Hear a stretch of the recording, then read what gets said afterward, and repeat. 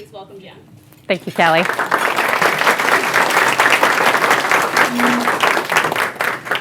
It's the beginning of the year. Resolutions are at an all-time high. We say to ourselves, I'm going to be better. I'm going to take this year and make it mine. The most common resolution in the United States is to lose weight. We want to get active. We want to get fit. So I decided I'm going to jump on this bandwagon. I'm going to buy a Fitbit. And that's going to help me get out, and I'm going to get active.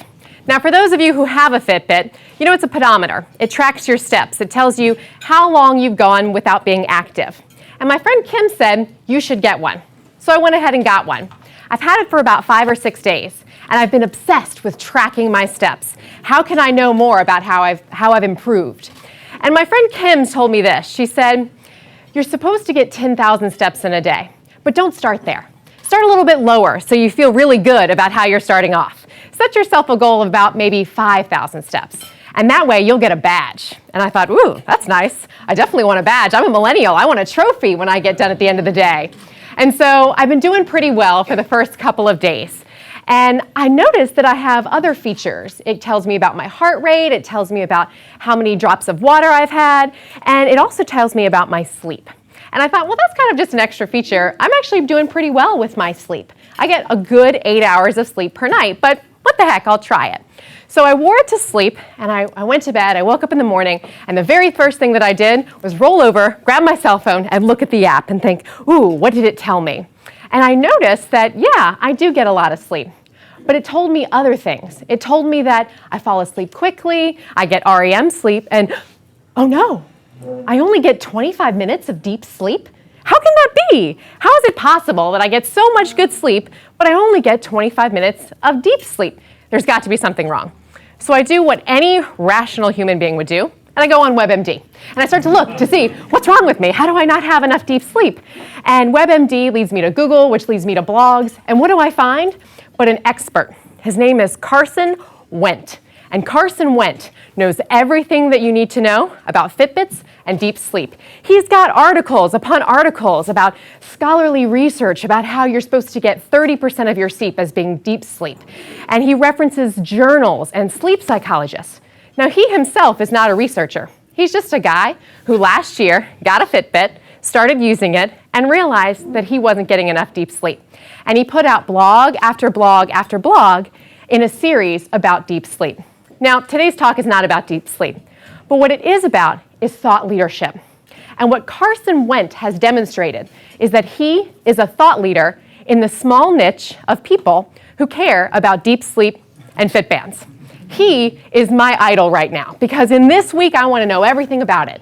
I fell down the ladder and for 45 minutes read everything that he had to say about deep sleep.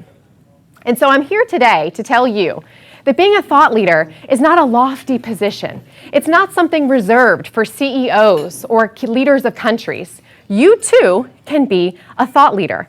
You can be an expert on a niche topic that other people are dying to know more about. So let's jump in. There we go. Let's jump in. What does it mean to be a thought leader? What is the definition of thought leadership if it's not being a CEO or a high-ranking official? Thought leadership is about having a unique perspective. In fact, Fast Company magazine defines thought leadership as having a unique perspective about a noteworthy topic that you can interpret for others. So let's break that down. It has 3 pieces. A unique perspective. The key here is that you can't be the person who reads everything on Twitter and just retweets it. You have to have an original perspective, something worth sharing.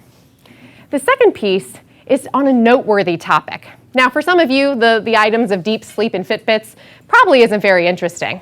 But I bet you that there is a small niche topic which you're fascinated about. You tell yourself, I'm kind of a geek about this topic. And I bet you that there are other people who geek out about that topic too. The last piece is that something that you can interpret for others, right? So if you share your thought leadership alone in the woods, are you truly a thought leader? Probably not. Thought leadership requires an audience. It can be an audience of 1, of 2, or of thousands. But the idea here is that you've got to find your tribe. It might be the people sitting next to you today. It might be the people following you on Instagram. But you've got to find the people who get just as excited about the things that you get excited about to be a thought leader.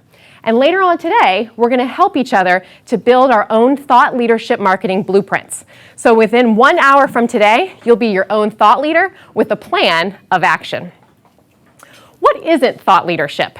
So thought leadership, as I mentioned, is not projecting yourself on a screen, as I've done here for you. I'm using this as a joke to say it's not about self-promotion. It's not about putting your image out there and saying, I'm the best thing that ever happened. There's often a myth about this idea that I have to be front and center when I put out my thought leadership. But the truth is that I find the people who are willing to share their unique perspective and have the courage to put their name in that byline, or have the courage and the bravery to share that at the front of the room, are the people who are truly thought leaders. They don't have to shout it from the rooftops. They don't have to repeat it 10 times or put an image of themselves up in front of everyone. They simply have to share a unique perspective on a noteworthy topic that they can interpret for others. So why am I talking about this? There's hundreds of people who have millions of followers who could probably tell you strategies for how they grew their tribe. Why am I the person who's here today to talk about thought leadership? As Kelly mentioned, I'm known as the authority architect. It's a moniker that I've earned because I've spent over 3 years working with entrepreneurs, over 250 one-on-one in coaching calls to help them understand, how can I go from being somebody who's unknown in an area to somebody who's well-known in an area? How can I get it so that my business is fueled by the expertise that I send out into the world? I've shared this topic over a dozen times in the last year in various cities across the US, and I work with those on a monthly basis to build the blueprint that we're going to build today. So I'm excited to share this, and we can roll up our sleeves and get to work. The World Economic Forum recently happened in Davos, Switzerland. This is what comes to mind when you think of thought leaders. People who write Harvard Business Review articles and who have an assistant who runs them errands, right? This is what we think of when it comes to thought leadership. But I want to change this paradigm. I want to say that it can happen in our own backyard. This photo is from Creative Mornings, an organization that gathers monthly in the mornings here in Charleston. This is taken in the Library Society. And they offer free coffee and donuts for anyone in the creative community who wants to come. And they bring in speakers. The speakers are unpaid. The participants don't pay to enter. It's just a gathering of ideas. And what I want to assert is that you too can look for opportunities like this, or create your own events where you can gather both groups that are large and groups that are small. So why would you want to be a thought leader? What's in it for you? What's in it for others? There's 3 top reasons that you might want to be a thought leader. The first is there's a topic you're so passionate about that you want to start a movement. If it's a charity that you support, a philanthropic organization, or just something that's happened to you personally that you know is vital to share with the world, you want to start a movement around an idea. Number 2, perhaps you're in a business. You've got a craft, you're a designer, a writer, a speaker, and you want to shine some light on the services that you provide. It's very common today, buzz marketing terms like content marketing and influencer marketing, to say, I'm going to create prolific content week over week and hope that people follow me, and then a few select of those individuals are going to become my future clients. So we've talked about having a movement started and having a business, and then the third piece of creating human connections. We're constantly online. We're following hundreds of people. We're getting our news from Facebook and Twitter. And sometimes we forget the art of connecting in person. And so thought leadership is a way for you to spark a conversation, to put something out in the world that somebody else can comment on, both in person and digitally. And so these are the 3 reasons why you might want to be a thought leader, and I encourage you to pick one that matters most to you. Let's talk about where you are on your thought leader journey.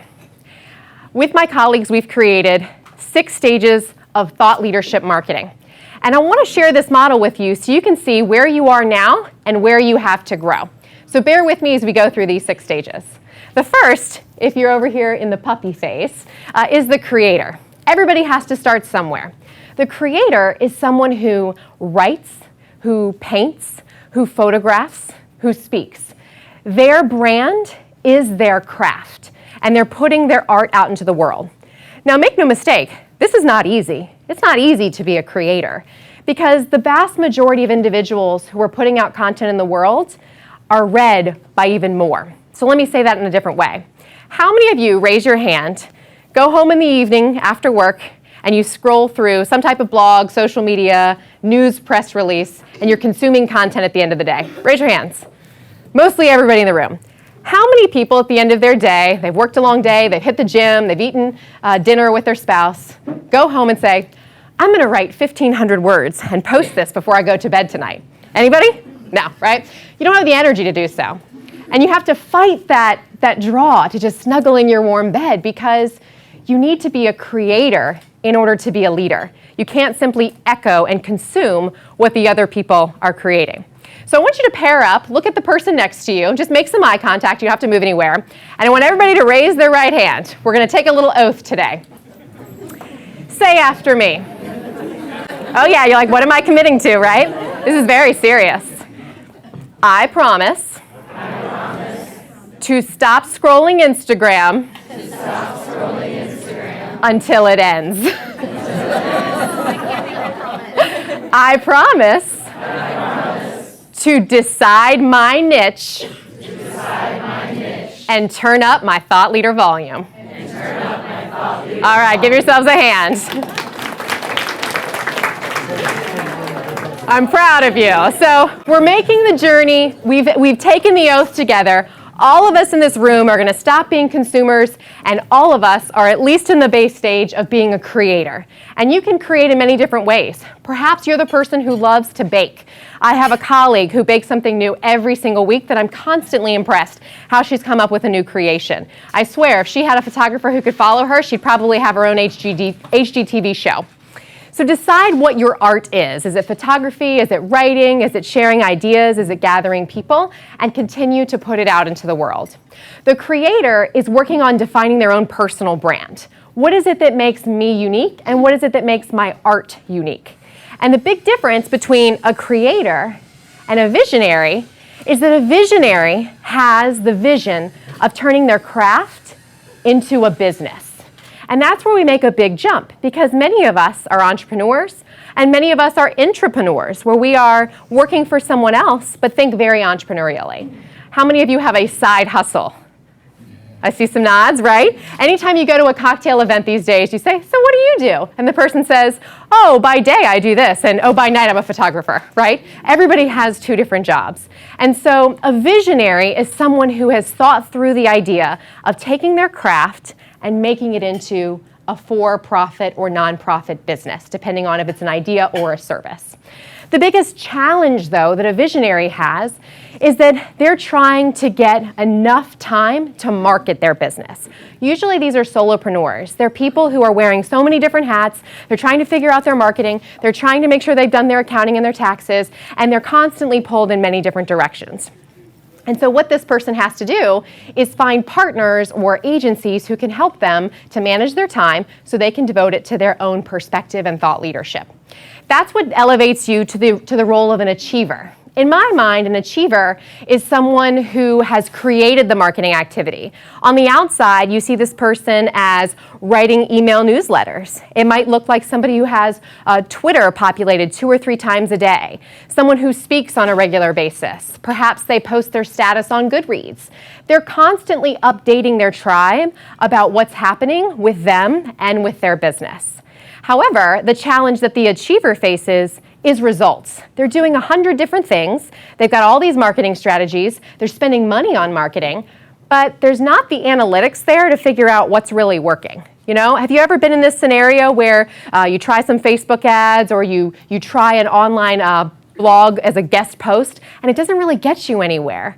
And the thought is, well, why didn't that work? It's test and learn.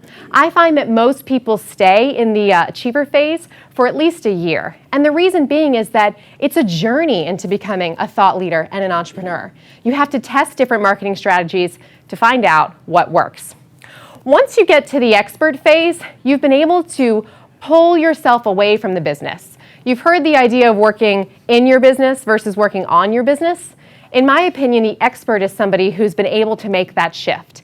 They're starting to grow either partners or staff or part-time interns. They've got somebody with the business more than just themselves. And they know how to evaluate if their thought leadership and their marketing is working. The thing that elevates them to a thought leader is that they've put out enough content that the leads are coming to them. In a dream world, we would all love to be able to sit around all day with our cup of coffee and watching the TV and simply writing on our laptops about all the things that we think about. But that's not a reality for many people, right? It's a dream. We hope that if we put content out into the world, people will just pick it up, find it remarkable, and reach out to us to do business.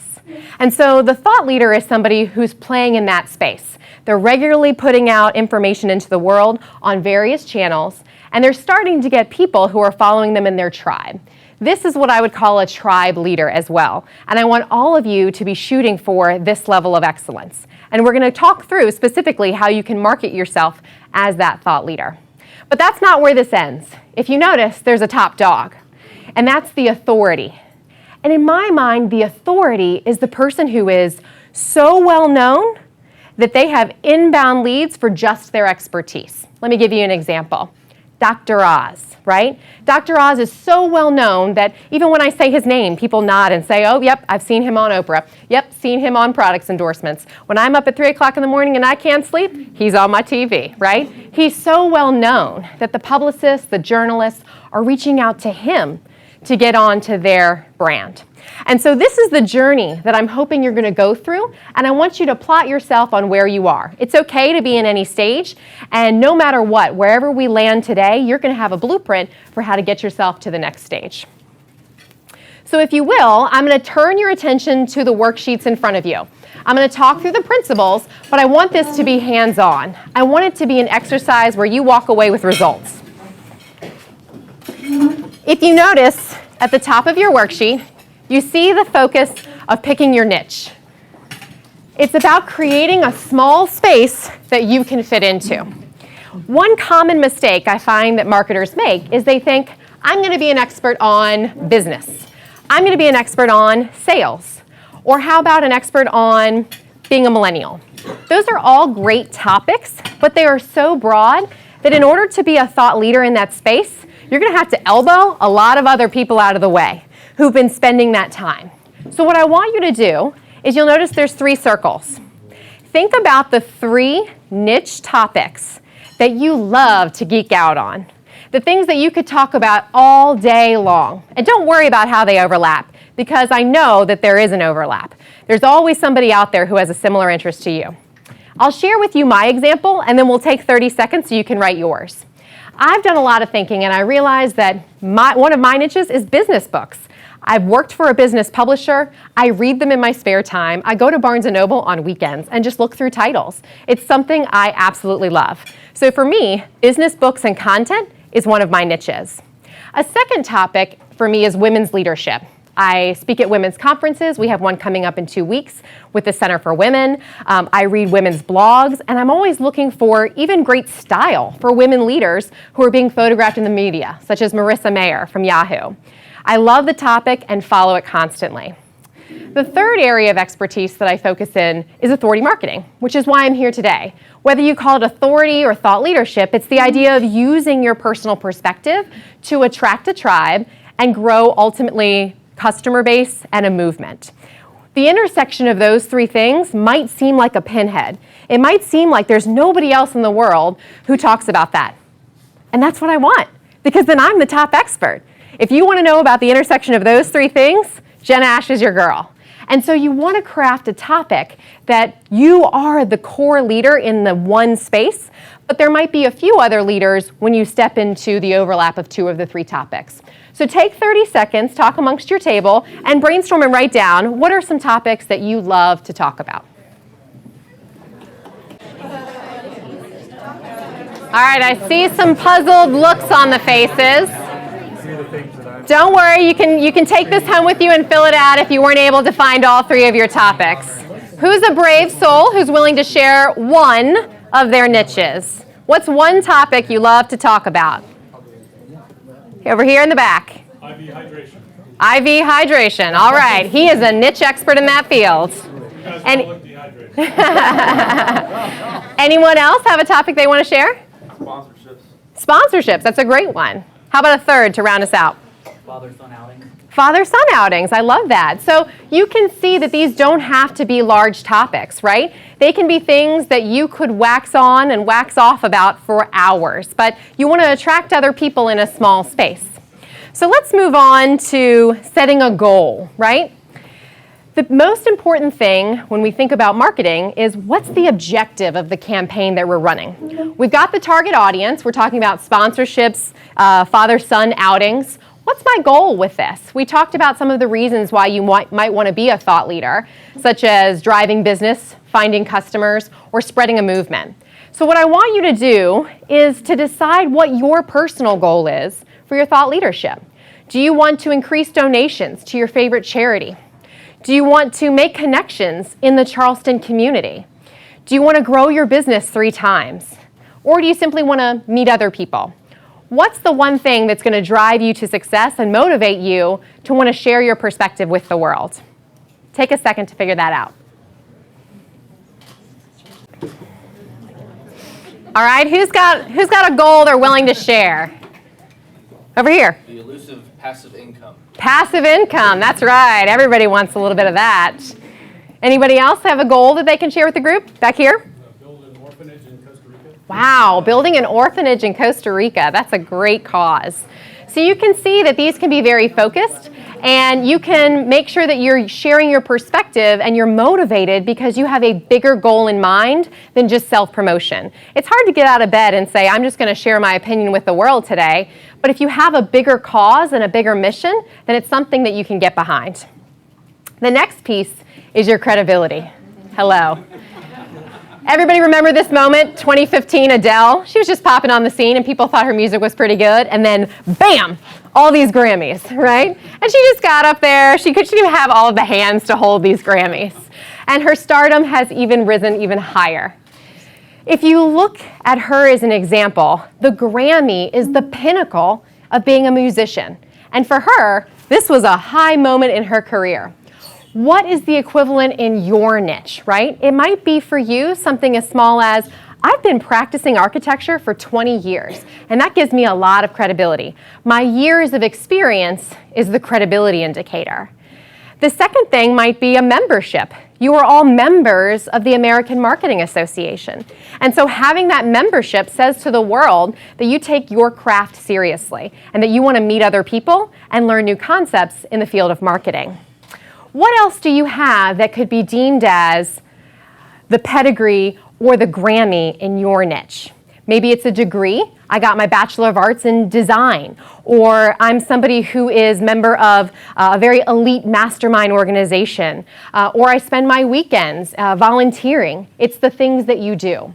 So take a moment, and if you can imagine your Grammy shelf, right? What are the things that you would set on that shelf that when people ask if you're qualified to talk about your niche topic, you might mention, or you would go back to as a reason that you're justified for sharing your thought leadership?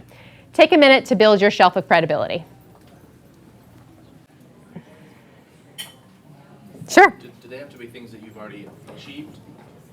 I would like for them to be things that you've got on your shelf, but if you want to put an aspirational goal, I won't throw it out. All right, who's got something to share? Something that you feel like qualifies you? Weekly chat on Twitter about marketing. Wow, hashtag Twitter chat. That's great. Anybody else? Back here? Number of customers seen or number of people served. Number of customers seen. Maybe you've seen on websites where it says as seen on, and people have got the logos of the different networks where they've been featured or blogs where they've guest posted. That's a credibility indicator. I know for those of you who work for agencies, it might be that I work with the Fortune 500, right? You've got a very prestigious client who's willing to hire you to do business and asks for your expertise.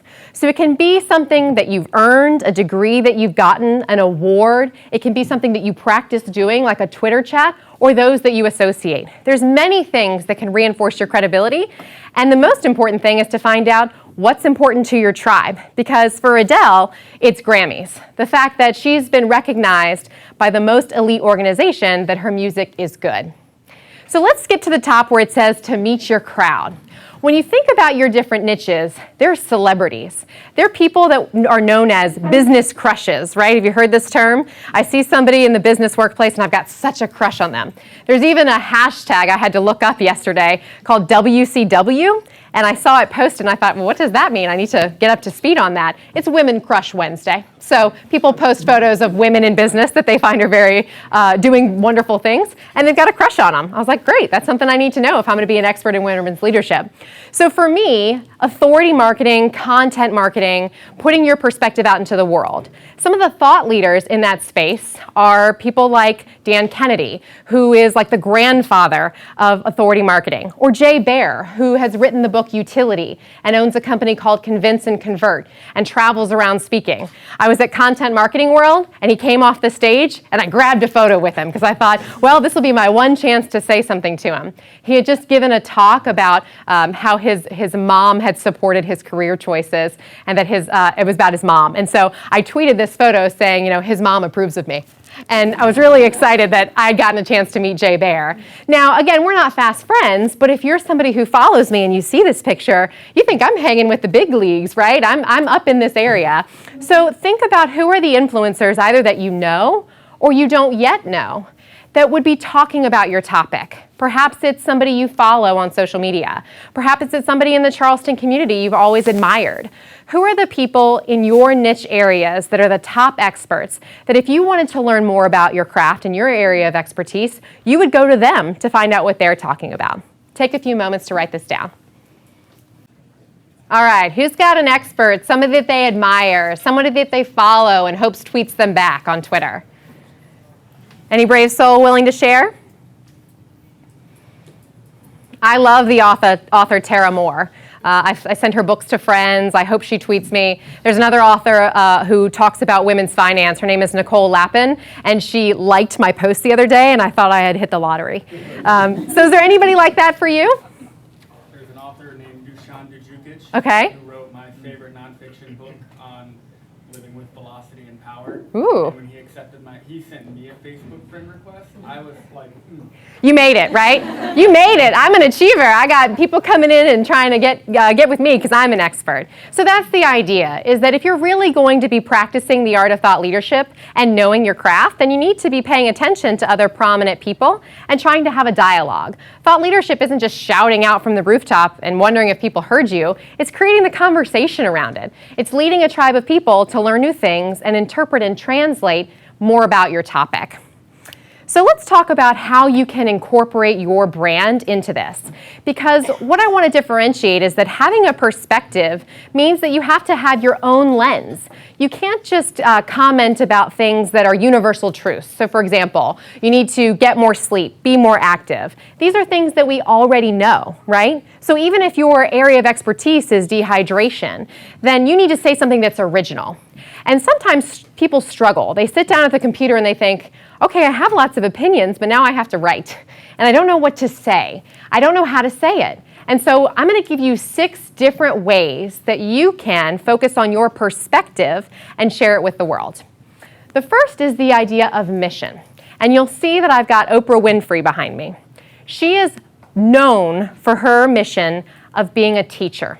In everything that she does, whether it's Harpo Studios, whether it's the Oprah Show, the Oprah Magazine, she has millions of different products, but at the core of herself, she knows that she wants to be a teacher and inspire other people. And that's what ripples across her entire business. What is your mission? What is it that you hope to achieve in everything that you do?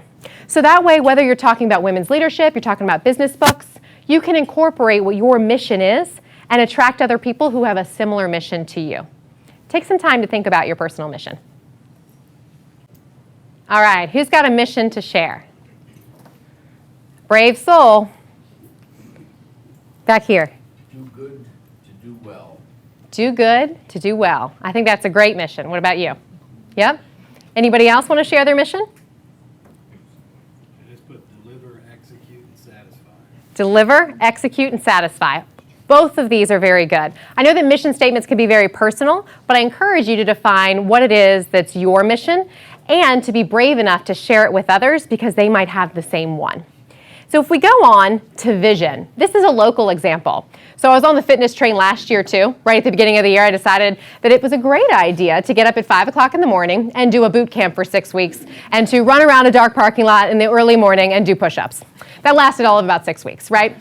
But I have to say that the trainer that I chose was remarkable. Her name is Kendall Boyle, and she has a vision. She wants to help 5,000 women in the Charleston area lose a total combined weight of 150,000 pounds. And so when you hear that, and you hear that she specializes in women, I thought, wow, I want to be a part of that movement. I want to be a part of that vision. Because if she's achieving those goals, if she's hitting her vision, then I'm going to hit mine along the way. And so what is your vision? And many people confuse mission and vision. In my perspective, a mission talks about the reason why you exist. The vision is where you want to get to. It's the mountaintop. It's the goal. She wanted 5,000 women to be able to lose a collective 150,000 pounds. What's your vision? If you had a group of people, what would you want to accomplish together? Take a second to think about that. I'm going to keep us moving to the next, philosophy. This is the founder of Tom's Shoes. His name is Blake Mayakovsky. He is the creator of the idea and the philosophy of one for one. He started it with Tom's Shoes. Every time you buy a pair of Tom's shoes, another pair is donated to those in need. He extended that philosophy to Tom's eyewear, so that if you buy frames from him, another set of frames is sent to someone in need. And he's rolled it out across backpacks and many other product lines. But at his center is his philosophy. I believe that for every single one purchased, we should give someone to one in need. And it's revolutionized social entrepreneurship. He has set the bar for other entrepreneurs who want to give back 5, 10, 15% of their proceeds. Do you have a philosophy, a mantra, a way that you approach life? It doesn't have to be as grand as his, with a track record of millions and millions sold. It can simply be something that you believe, that you know is a little bit different than everybody else. I believe in having a positive attitude. I believe in making a difference. I believe in leaving something better than you found it. What's your philosophy that you can spread to your tribe? Take a second to think about it. A few more to go through. When you're thinking about your brand communications and the options that you have for sharing in your messaging, the perspective you put out into the world, you can also share your journey. You've heard stories of people who have come from nothing, immigrant families who have been able to work their way up to Ivy League colleges, to own businesses and be millionaires. It's a similar story that you've heard time and time again. Chris Carr was an average 32-year-old woman living in New York City. And all of a sudden, she was diagnosed with stage 4 cancer. And she had a choice. She could either deal with it and ignore it, or she could do something about it. So she decided to do her own research on an ultra-vegan diet, to know everything that she could about juicing. And this was 5 years ago when juicing was all the rage. And so she committed 100% to improve her health and launched a brand called Crazy Sexy Cancer. She now has 40,000 followers in her network. This is just an average woman who happened to have something extraordinary happen to her. What has happened in your life that for someone else would be an interesting experience for them to learn from? She shares her tips on nutrition, on exercise, and her journey. What's your journey? On the topic of health, perhaps it's a science. A lot of people are much more comfortable talking about the things that they know, the things that they created and teach. I have a 5-step methodology. I have the 6 phases of authority. I have this 12-step formula. If I get on Facebook one more time and see another Beachbody coach who wants me to join their accountability group, I'm going to scream. It's all the rage these days. If you haven't heard about Shakeology and Beachbody, it's this drink that you take in the morning and these exercises that you do, and it's all the craze right now. But they promote themselves as being based on a specific methodology. And you can do the same thing. I've worked with financial advisors, with lawyers, with people who have something that you would think of as a commodity, but they've got a specific way of doing it. So what's your specific way? What's your method, your approach, your formula to doing what you do? And finally, the idea of a tribe. I think this is probably one of the reasons that everybody came today. There's this inherent need to feel like You are sharing content with the world and you're growing a following. There's such a pressure these days. This is Sophia Amoroso. She is the founder of Nasty Girl, which is a fashion brand. Vintage. It started out with vintage clothes at a lower price. She would go to vintage stores, find great pieces, and resell them on eBay. And she grew a multi-million-dollar company. She's now a millionaire. And I highlight her because she took something she loved, thrifting, right? And finding cool vintage clothes and selling them on eBay. So her two areas of expertise were eBay and vintage. And in that space, her brand exploded. She had thousands and thousands of customers within her first couple of months. She had to move and get a 40,000 square foot warehouse. She grew so quickly, she didn't know what to do. What is that space for you? What is that niche? And what is the tribe that you're growing? For her, it's people who want unique trends at a low price. And that embodies everything that she does.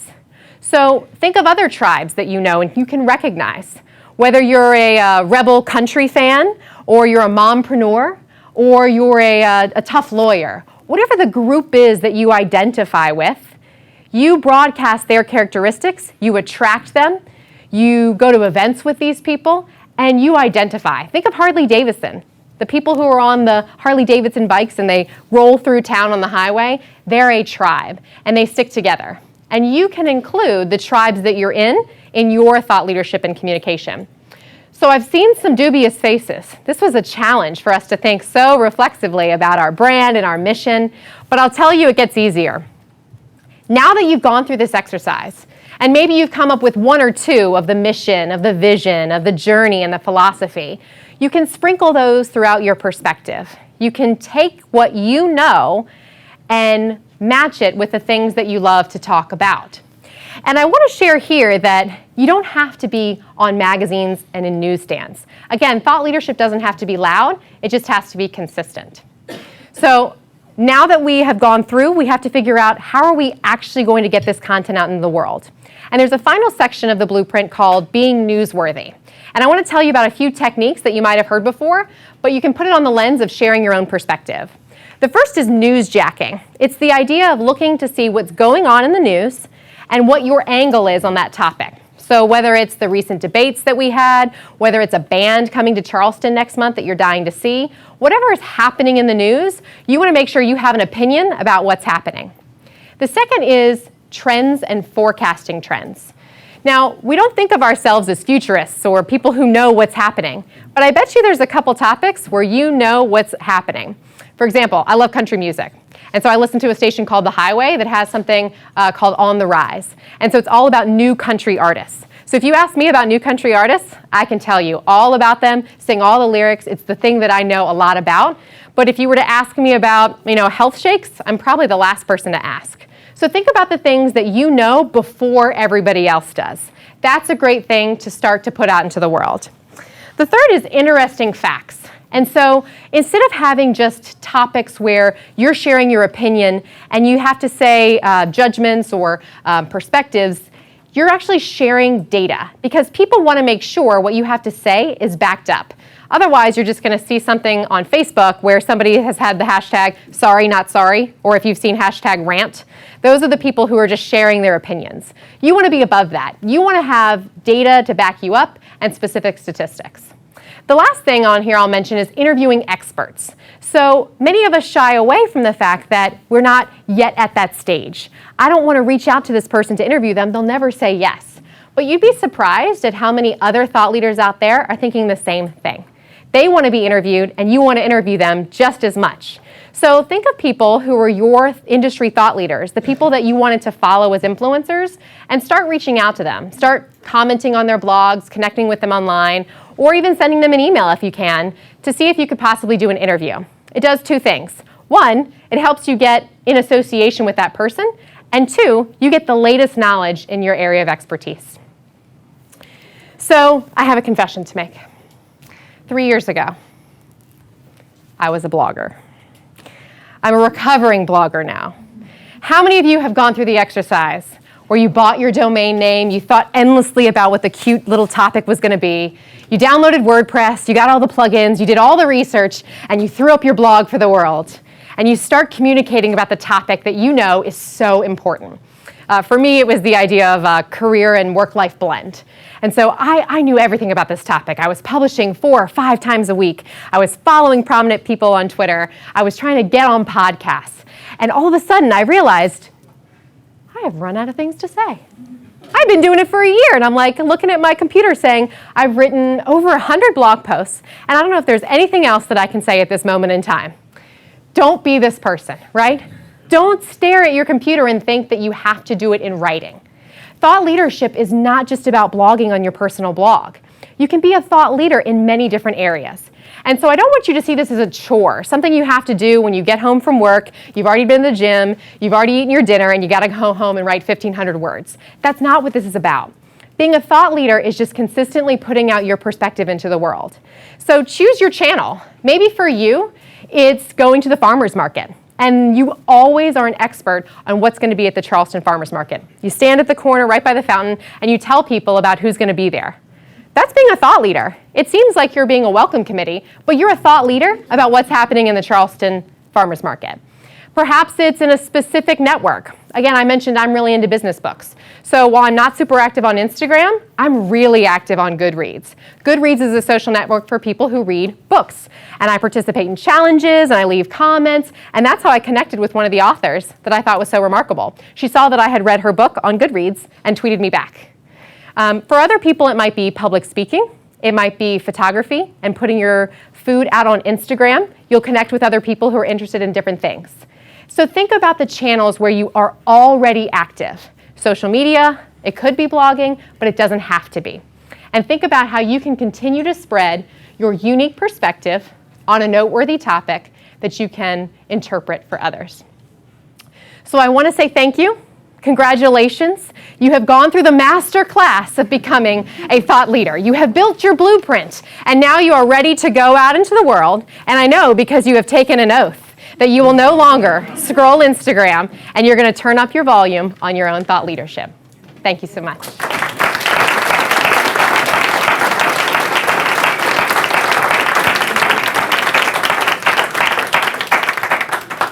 I'm happy to take questions at this time. I wore you out. You have all this great content. Here we go. What do you say to the person that's afraid to jump or make a leap? You know, because we all have great ideas, but it's taking that first step. Great question. So his question was, what do you say to the person who's afraid to take the leap? We've all hit that button. We're like, ooh, do I want to hit publish? And I would say start with micro content. I mean, you have so many channels these days where you can do just 140 characters. You can do a Snapchat that goes away. It's never seen by anybody else after that one time, right? So think about the places where you can do micro content and get started, and also think about the places where you're already putting out content and you don't even realize it, right? You are already gathering with friends on a monthly basis to talk about politics, or you're already gathering with friends to talk about the latest style. You're being a thought leader just of a small group of maybe 5 or 6 people that you're having lunch with. Just make it more consistent and make it purposeful, and start to reflect and figure out what are my niches that I want to talk about. Who else has a question? Going once? Going twice? Thank you all.